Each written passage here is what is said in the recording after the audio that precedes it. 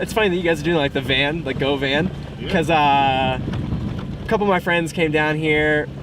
They were traveling in a bus, a veggie oil powered bus, and they were going all the way to Guatemala because they had land down there and they wanted to build a yoga retreat. They came, stopped by for a little bit on their trip through. You meet a lot of people, lots of nomads come through here, you know, stop along the way and then move on to wherever the hell they're going.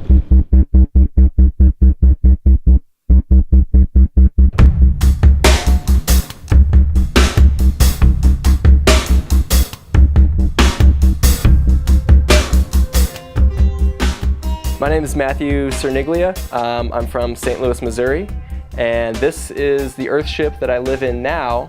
I came here back in March. I spent most of my life living in the woods out in Missouri, and over the time as I grew up, I saw a lot of my favorite places as a child being torn down to put up subdivisions and houses and just these big boxes put up on the hillsides, and I was tired of it. Where we are right now, we're in the Greater World community, which is a community made up of 70 plus Earthships, privately owned and rented, all under Michael Reynolds, who was the creator. What an Earthship is, it's a self-sustainable, completely off-the-grid home made of recyclable materials. So if you look in our walls, it looks like a straight adobe, but there's tires behind it, and those are packed with earth to give us thermal mass so that we don't have to have heating. Our water supply comes from the sky, the houses catch their own water, we have solar panels for electricity. This is the planter that I have. It's all run on gray water, so after we shower, all the water goes to this planter and feeds these plants. We have a banana tree there in the back, that giant guy, and we have a fig tree here. In my little spice garden, I have basil. I got a little bit of spinach if I want to make a sandwich. I came here with the academy, just willing to learn. I had never built a birdhouse in my whole life. I had no idea what I was getting myself into. And I showed up with about 30 other students from all over the world, and we started building this house way down the street from here, pounded the first tires, and sooner than later I started to see it. This lifestyle isn't just about building houses.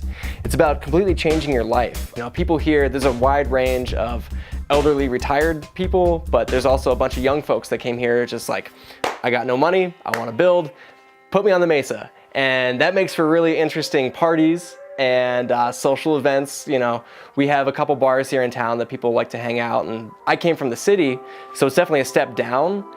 But you also get a little weirder with the parties. You know, one thing I will tell you is once you come here and live this, you can't unlive it.